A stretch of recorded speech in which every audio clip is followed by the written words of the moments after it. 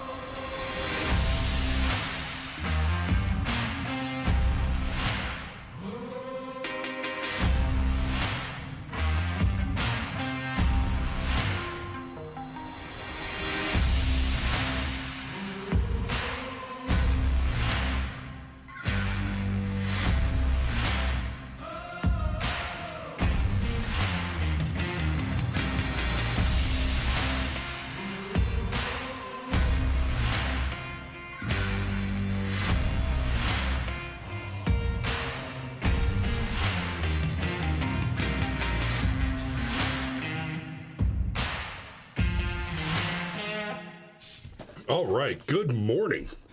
So I decided to talk about the J6 2020 indictments, all that stuff this morning, basically because Jack Smith is trending on Twitter. For those of you who don't know, Jack Smith is the prosecutor in one of the rashes of illegitimate indictments against Donald Trump. Now, I say illegitimate because the indictments are entirely based on faulty original premises, which is to say that everything hinges on the 2020 election. That there was a January 6th incident at all is a result of, at a minimum, the perception of wrongdoing surrounding the 2020 election. And I say the perception because, in this case, for the purpose of making this point, even assuming that the 2020 election was, as the now clearly biased and, more importantly, corrupted Pravda media has told us, it was the freest and fairest election of all time with zero fraud. We were actually told that we were told many times that there was no fraud in the 2020 election. And I'll get back to that in just a second. But the incontrovertible fact, is that after the 2020 election, people believed there was wrongdoing. And without that belief, right, the existence of which is an incontrovertible fact, then the occurrence of January 6th would not have been. So let me go back to the perception piece real quick. Remember, before January 6th happened, we had an election which was highly dubious, followed by a Time magazine article that explained the mechanism by which they stole the election. Literally laid it out in detail, referring to it as the shadowy cabal that fortified the 2020 election. Leading up to the 2020 election, we had all these articles from outlets like Time that said things about how, well, so here's what's going to happen. And they laid it out beforehand. They said it will look initially as if Donald Trump is winning, and then it will suddenly flip because he'll do so much better, because Biden will do so much better in the mail-in ballots. And any reasonable person should look at that and say, no, hold on a minute. Why would you think that Biden is going to do better in the mail-in ballots? Because the mail-in ballots were not localized to individual districts, right? That was a nationwide thing, right? The whole country committed that error. And in many places like Pennsylvania and Georgia, it committed that error in clear violation of the law, which is to say that laws were changed without the legislature's involvement, which is not only supposed to be illegal in the United States, but impossible. It shouldn't be possible under the law for a law to change without the involvement of the legislature, with the sole exception to that rule being a law being removed, overturned, or obliterated by judicial review at the Supreme Court. Now, the Supreme Court of a state can overturn a state law, or the Supreme Court of the United States. So, but apart from judicial review striking down a law for its unconstitutionality, there should be no change possible in the law without the involvement of the elected legislature. And that's what happened in 2020, is laws were changed in direct contravention to the law regarding the legislation of law. Moving forward, we see not only are people concerned, not only is there a general belief that something shady went on in the 2020 election, but we start seeing all these lawsuits. And you keep hearing the lie repeated that Trump lost every lawsuit that he filed. That's false. He didn't lose, he lost almost none of them. In fact, what happened, and stay with me on this, in fact, what happened is the vast majority of them were dismissed without ever hearing the merits. So the lawsuits were never adjudicated. They were never tried. They were never examined. Right? The facts of the cases were never considered at all. The only thing that was ever considered was procedural nonsense, and it was dismissed on. First, it was, well, it's too early to file the lawsuits because the election hasn't been determined yet.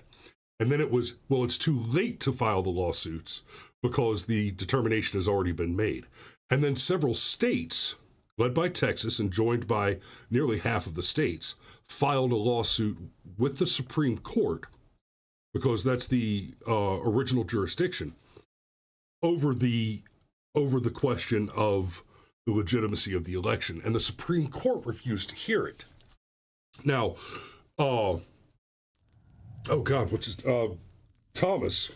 Justice Thomas did make his opinion on the matter very clear, that the Supreme Court must hear the case, precisely because any controversy that arises between states, between the separate states, must be handled by the Supreme Court. And in the absence of that assumption, in the absence of that requirement, there is no nonviolent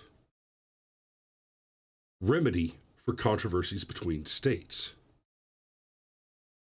Right? That is the nonviolent remedy. That is the legal remedy.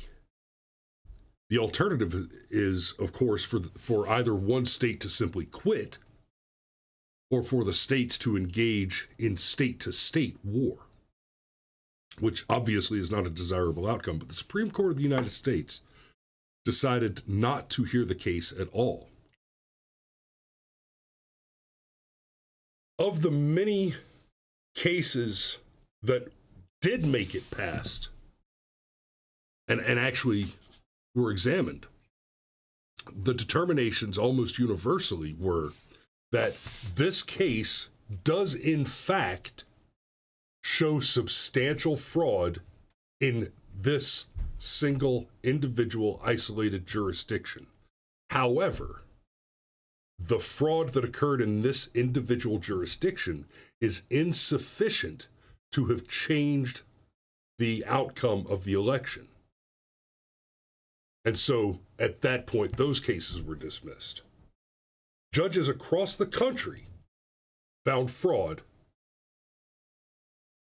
and dismissed it based on the assertion that it was not sufficient in the one individual case to change the outcome. But of course, we know from what we've seen with Ukraine, from what we've seen with groups like Planned Parenthood, etc., the Joe Biden legacy in general, the activities of Hunter Biden and the evidence collected from his laptop, we know that the Democrats are absolute masters of one thing and one thing only: money laundering. And any amateur, even the most basic precursory knowledge of the activity of money laundering tells you that you move your illegal assets in small portions. You don't deposit $10,000 of illegal money into a legitimate checking account, because it's an automatic red flag and the government comes looking at you. So you move in 9,000 or less, and usually a lot less. Usually they're going to move in $4,000, $5,000, $6,000 increments. A lot of those scams involve just you've got mules and you make deposits into their checking accounts and then have them wire those deposits out of their checking accounts through Western Union. Western Union is necessarily very careful about people moving large, $4,000, $5,000, $6,000 cashier's checks and the like, because that is like one of the biggest ways that they move money around.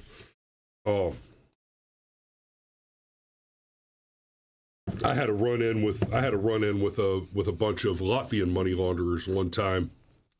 I responded to a jobs ad for basically stockbrokerage work, and the first gig they gave me, I was like, okay, nope, this is shady, and I had to get lawyers involved, and I had to call the FBI, and Uncle Bobo wrote a letter, and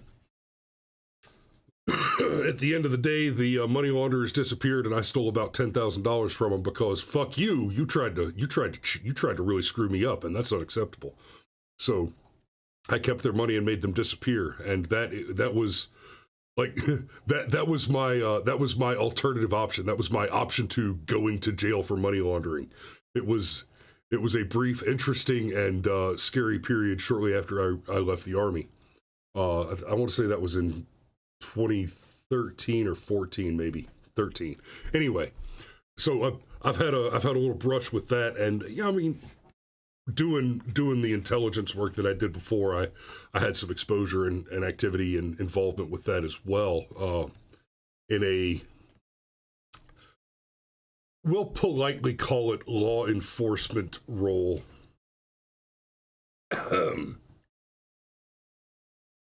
Some of you get that joke. And the rest of you really shouldn't. So, what we're looking at with the indictments generally is they all hinge on the original assumption that the 2020 election was a legitimate election. And these are two important and distinct details. They hinge on first the assumption that 2020 was completely legitimate, and that no reasonable person could hold the belief to the contrary. Now, it is possible, and make no mistake, I'm not making the argument that 2020 was a legitimate election, but it is entirely possible for the election to have been perfectly legitimate and secure, and for someone to honestly believe that it was not. Right? You've all been to a buffet, and you gotten to that third, fourth, or fifth plate, and you honestly believed that you were going to finish that fifth plate when you loaded it up, and then you got back to the table and realized you were wrong. But until you realized that you were wrong, whether or not the fact was that you couldn't finish that plate.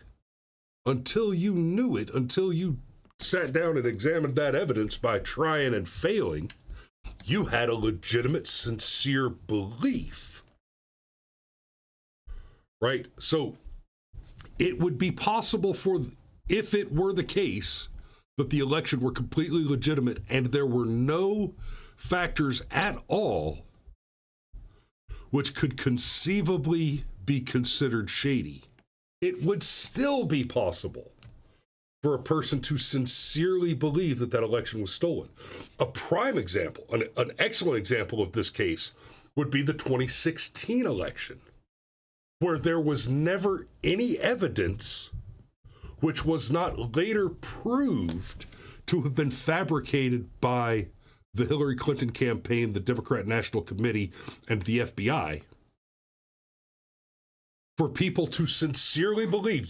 There are Democrats out there today who still sincerely believe that Russia interfered in and stole the election from Hillary Clinton on behalf of Donald Trump. They believe that. Now, in all fairness to those poor, soft-headed, smooth-brained little chuckle faces, they were told the lies. They were lied to, and they were presented with false evidence. They were shown what appeared to be evidence that we now know incontrovertibly, beyond the shadow of a doubt, was fabricated from whole cloth, without any originating documentation, was completely fake. Every bit of it was as legitimate and credible as the original piss tapes, where it was said that there were security videotapes of Donald Trump hiring prostitutes to and renting a penthouse hotel in Moscow that Barack Obama had previously slept in, and hiring hookers to pee on the bed. And we now know that never happened, right? Okay, you can't prove a negative, so at a minimum, we know that the tapes never existed. We also know now that in Georgia, here, let me see if I can find this article real quick. In Georgia, a judge quite recently ruled Georgia election violates voter rights. Judge rules Georgia election, federal judge.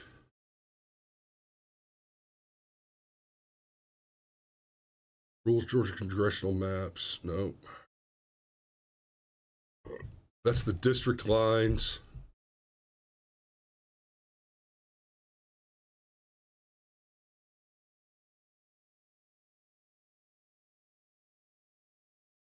Wow, they have buried the story. Anyway, a judge in Georgia recently ruled that the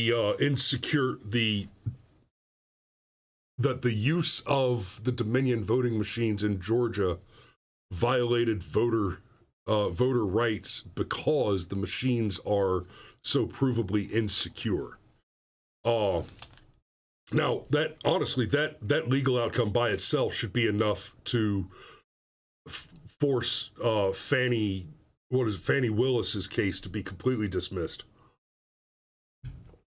But it hasn't been, not yet. So let's take a look at Twitter and just doom scroll a little bit and talk about some of this. DC Drano, I love this guy. He does a great job on Twitter. Speaker Johnson, we want the J6 committee restarted. USPC Chief Sund told Tucker J6 was filled with federal agents. That's right. The United States Capitol Police Chief said that J6 was filled with federal agents. Right? This right here, this story should be of great concern to everyone. Oh, hey, Alex says a judge here reversed the lack of standing ruling and is allowing a trial beginning in January. I had not heard that. I'll have to look into that later. I'm not going to try to pull up another article now because we've got 10 minutes left, but that's excellent, Alex. I'm glad to hear that. So this report, the Department of Justice, I love how he put justice in scare quotes because he should. The DOJ is not your friend, right? I'm honestly less friendly now with the DOJ than I am with fucking teachers unions. Demanded that Twitter, X, hand over a list of users who engaged with Donald Trump's posts in relation to Jack Smith's J6 investigation. I want that to sink in. A list of users who engaged with Donald Trump's posts on Twitter. That means every person who ever liked, just clicked on the little heart button, right? Engaged. That's what engagement is. Engagement is, for the purposes of metrics and the legal language of the use of a platform, engagement is any interaction that you have with a post on a social platform beyond scrolling past it. So in theory, if you saw posts from Donald Trump because they appeared on your feed, right? Here, I'll give you, I'll demonstrate. Okay, right now I'm scrolling past these. I'm not clicking on anything. We're seeing these. Here's a comment from Julie Kelly about subpoenas, and I'm going to click that. Now we've engaged. That right there is an engagement. Now, Xander is pointing out, related to Jack Smith's investigation, has Trump even posted on Twitter since Jack Smith's investigation? See, that's an interesting question, because there's some wiggle in that in that language here. There's no punctuation right here. So what it says is users who engaged with Donald Trump's posts. This sentence is more correctly read as the Department of Justice, in relation to Jack Smith's January 6th investigation, has demanded that Twitter hand over lists of users who engage with Donald Trump's posts. Right.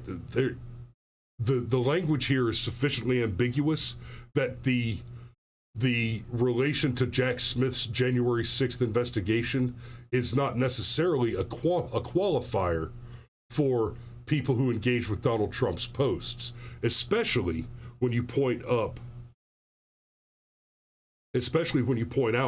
that Trump hasn't even posted since Smith's investigation began. So clearly the scope of this should be assumed to be anyone who engaged with Trump's posts. And Xander says, is it in any tweet? That looks like yes.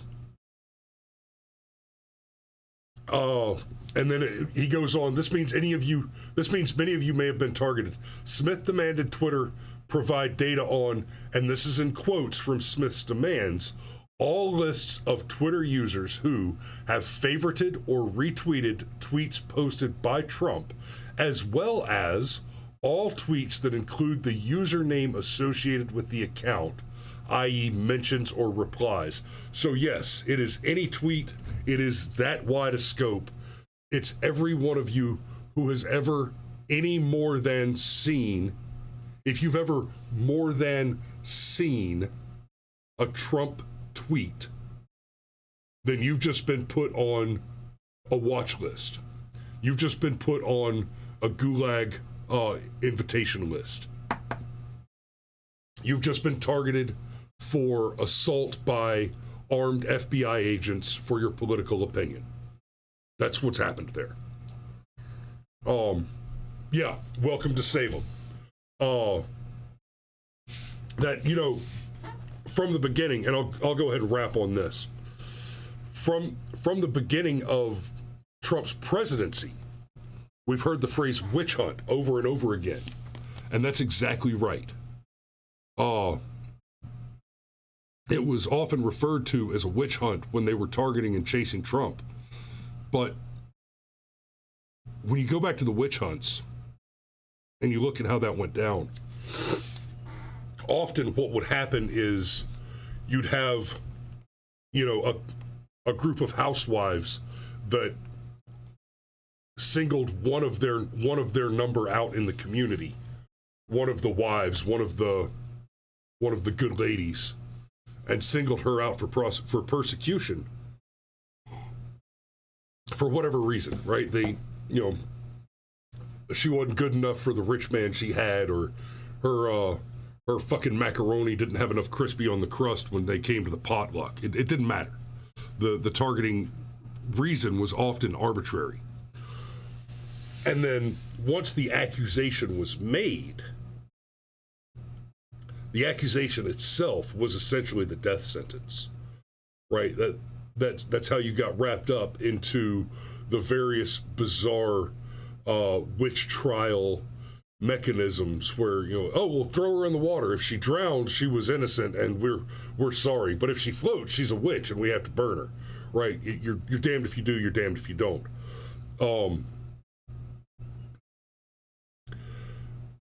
Yeah, Alex says, imagine the uproar if a prosecutor requested a list of anyone that had liked pro-Palestinian propaganda.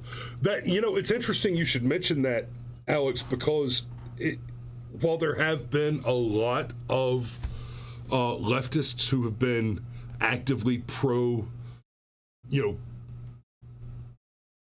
extermination of Israel, right? Let's not mince words on this. If you are posting in support of Hamas, what you are posting in support of is the extermination of Jews in Israel. That is what Hamas is. That's the overarching goal, according to their own literature, according to their own constitution. Hamas is dedicated to that activity. There have been some interesting developments with larger businesses pulling their endowment money from colleges that have expressed support for students expressing support for Hamas. There was a rash of big businesses blacklisting students who were seen supporting Hamas, and that is a whole messy bowl of worms. I've said many times on the show before, if you're, and Alex has made the comment, and I agree. If you're bombing children, you're the bad guy. But I would extend that a little bit and say, if you're actively putting children in the way of bombs, you are the worst guy. And that's what you see in Israel and Palestine is Hamas bombs children. And then Israel bombs Hamas. And when Israel bombs Hamas in retaliation, there are Hamas soldiers just waiting around with children in their arms to run out and throw the children out to catch the bombs. It's a very different creature than what Hamas does to Israel. Hamas goes out of their way to actively target soft civilian targets, which this whole current activity began with a bunch of terrorists basically flying in on kites to a music festival and murdering 1,400 people. That's a rabbit trail there that I'm not going to go any further down. So when you look at the whole,